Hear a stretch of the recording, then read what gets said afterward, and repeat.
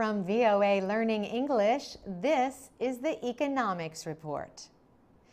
Recent discoveries of mineral wealth in Kenya could help add to East Africa's biggest economy.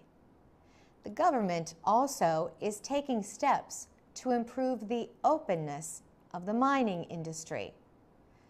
But some citizens are concerned that at least one newly announced mining project will damage local communities.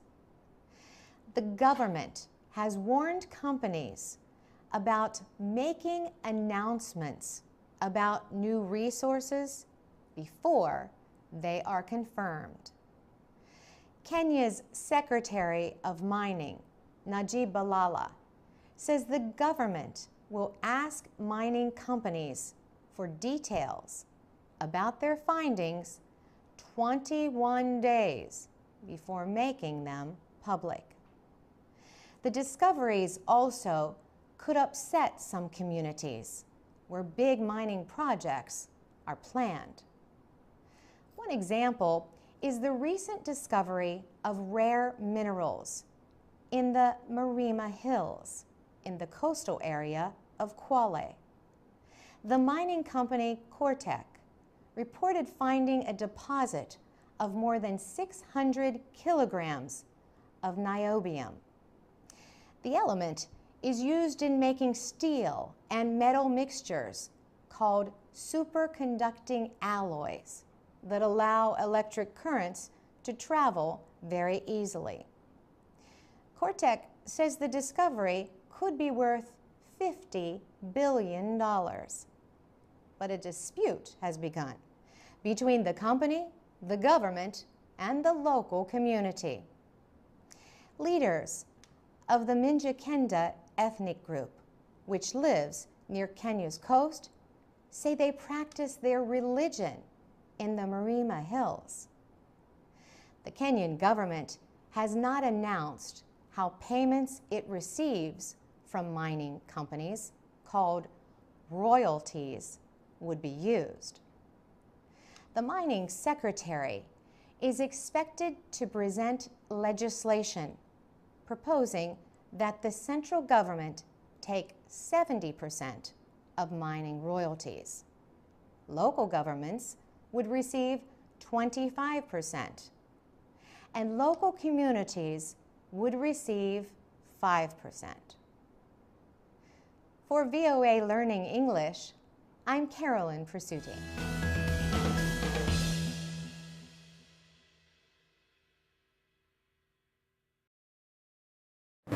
This is the VOA Special English Economics Report. The United States, the European Union, and Japan have called for talks with China under the dispute settlement system of the World Trade Organization. They want to discuss China's export limits on rare earth metals and 2 other minerals. WTO rules give talks 60 days to work.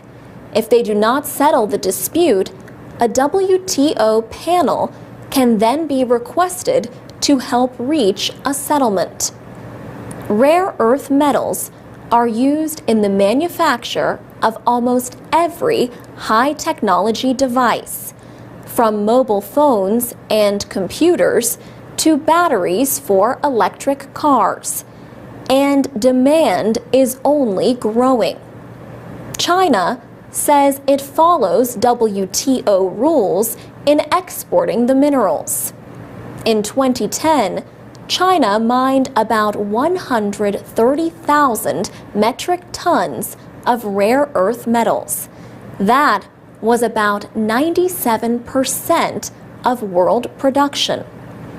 But information from China's government and the United States Geological Survey shows that China has reduced its export limits sharply in the past 2 years.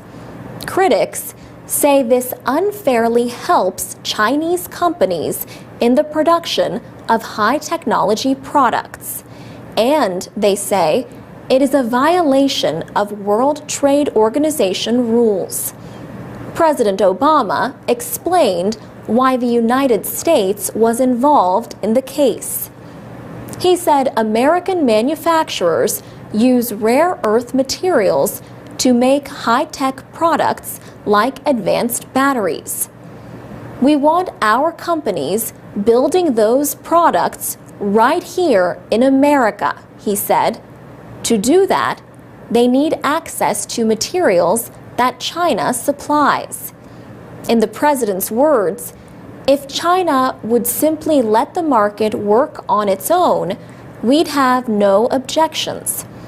But he said Chinese policies go against the very rules that China agreed to follow.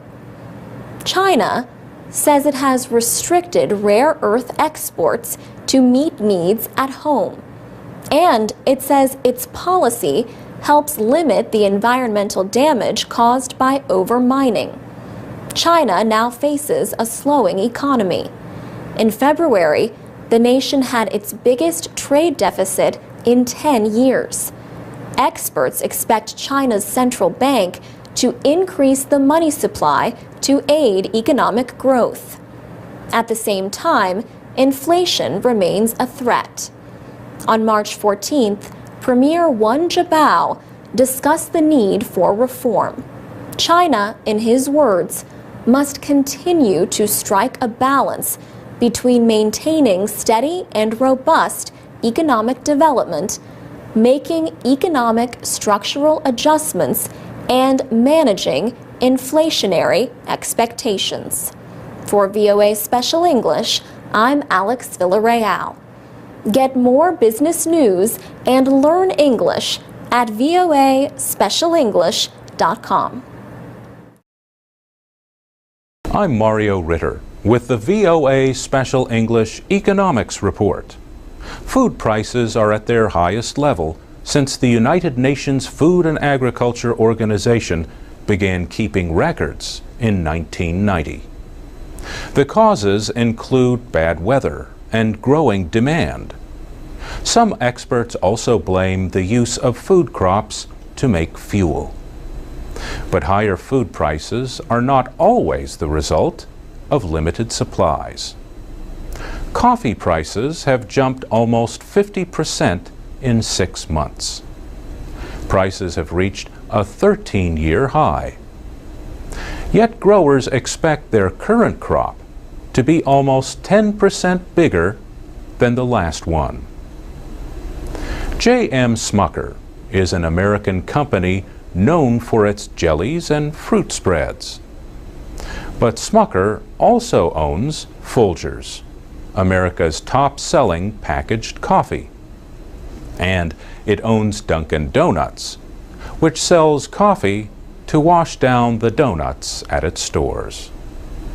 In February, Smucker said it would raise the prices of its coffee products by an average of 10%.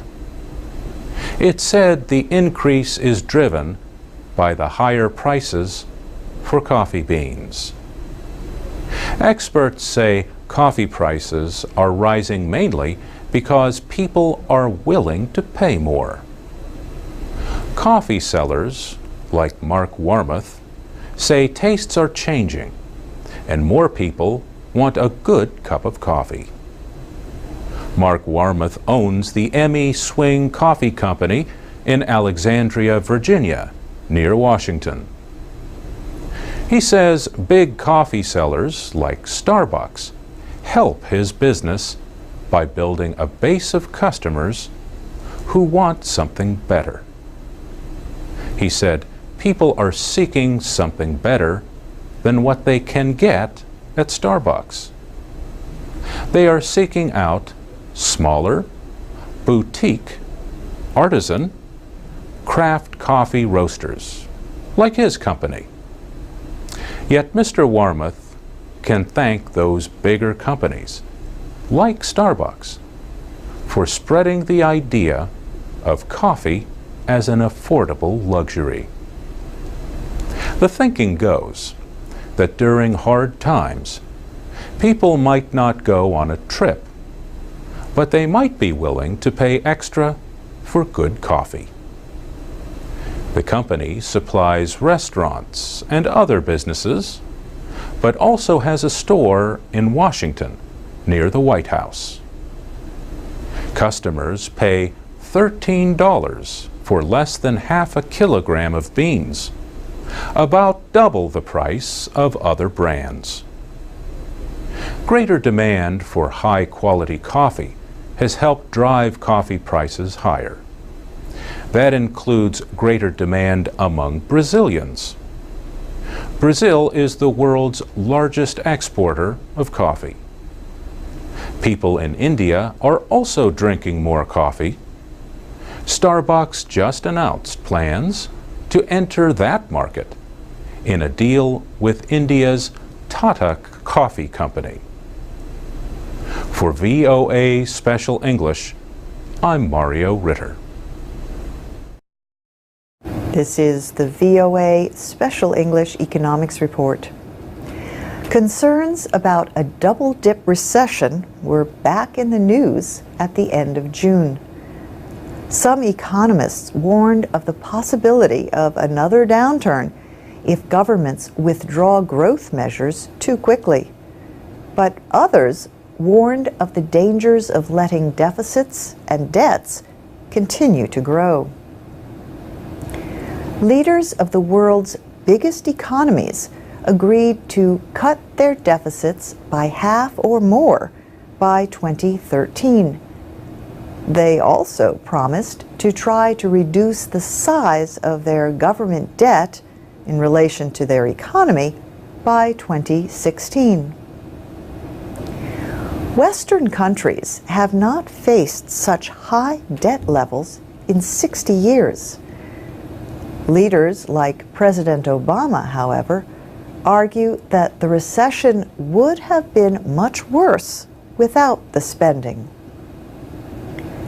At the close of the Group of 20 summit in Toronto, Canada, the president noted moves in Europe to cut government spending. He said, "A number of our European partners are making difficult decisions. But we must recognize that our fiscal health tomorrow will rest in no small measure on our ability to create jobs and growth today." In the United States, stocks have been falling since April on concerns about the recovery. At the end of June, a business research group reported a drop in consumer confidence after 3 months of gains. The conference board said more Americans believed business conditions were bad and that jobs were hard to get. New jobless claims rose in the latest government report.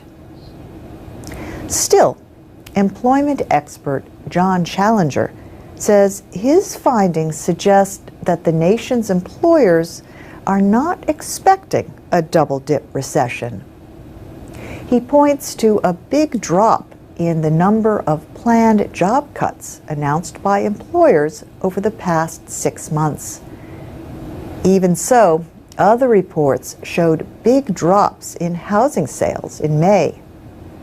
That followed the end of a homebuyer's tax credit. Congress voted to extend the credit to the end of September, but only for people who signed a deal by April 30th. The House of Representatives passed a major bill to rewrite financial rules and add consumer protections. The bill provides a way for the government to close failing banks. President Obama had hoped to sign a final bill by July 4th, but the Senate delayed action on its version of the financial reform bill until Congress returned July 12th. And that's the VOA Special English Economics Report. You can comment on our reports on our website, voaspecialenglish.com. This is the VOA Special English Economics Report. The World Economic Forum is an independent organization. Its job is to help businesses, governments, and civil society groups find ways to work together to improve the world. The 21st World Economic Forum on East Asia recently took place in Thailand. Organizers wanted to bring attention to development in Southeast Asia. The event received extra attention because of the presence of Nobel Peace Prize winner Aung San Suu Kyi, the Burmese opposition leader, and a newly elected member of parliament. She traveled to Bangkok in her first foreign trip in over 20 years. Burmese President Thein Sein canceled his appearance at the meeting shortly after her travel plans were announced. Klaus Schwab started what came to be called the World Economic Forum and serves as its executive chairman.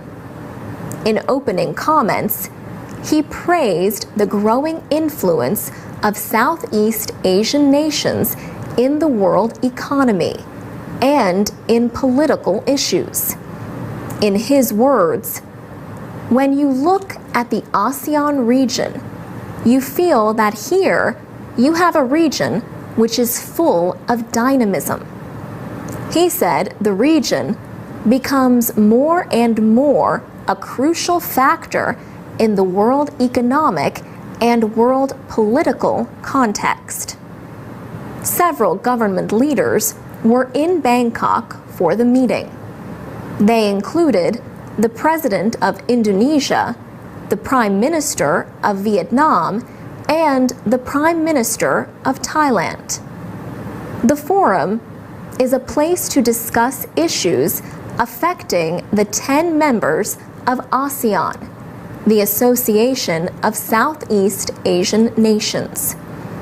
In a speech, Thai Prime Minister Yingluck Shinawatra noted threats like the debt crisis in Europe and climate change. But she also pointed to technological progress, democratic reforms, and new centers of economic growth as signs of hope. ASEAN nations are becoming increasingly important in the world economy. As a group, their economic activity is nearing $2 trillion. Southeast Asian economies are expected to grow more than 5% this year. That rate is higher than Europe or North America. World Trade Organization Director General Pascal Lamy also attended the meetings. He said Southeast Asia is doing better than other areas now, but he warned that a slowing world economy could create problems. He said he would expect the region to be more affected in the 2 or 3 years to come than it has been so far. For VOA Special English, I'm Alex Villarreal. This is the VOA Special English Economics Report. Modern microfinance started with economist Muhammad Yunus. In the 1970s, he started what became the Grameen Bank in Bangladesh. He and the bank shared the Nobel Peace Prize in 2006 for the idea of offering small loans to the poor to fight poverty. In 2010, reports of harmful micro-lending methods and corruption shook the Indian state of Andhra Pradesh. Mr. Yunus recently said in the New York Times that things got out of control. He noted that Andhra Pradesh had intensive lending activity at the time. We spoke to Giath Naqshbendi about changes in the world of microfinance. He is an expert in international business and teaches microfinance as a business model at the Kogod School of Business at American University. He says the government of India in certain states has started taking steps to guarantee that these institutions are operating under a strict system. Some experts have raised questions about whether micro-lending lifts women or poor families out of poverty. David Rudman is with the Center for Global Development, a research group in Washington. He says microloans do not do a good job fighting poverty. He says over $3 billion went into microcredit in 2010. But many lenders failed because of bad supervision or failure to repay loans. In one model, governments or non-governmental organizations give money to microcredit operations. Interest income is often used up by costs rather than helping other poor borrowers. But Giath Naqshbendi says that model is changing. Mr. Naqshbendi says sustainability is now a main goal. He says there has been a move in the last 5 or 6 years to find ways and means by which make these operations sustainable. In his words, sustainable means simply that, yes, we are going to rely on donations, but in the meantime, we are going to encourage these borrowers to save some of their money.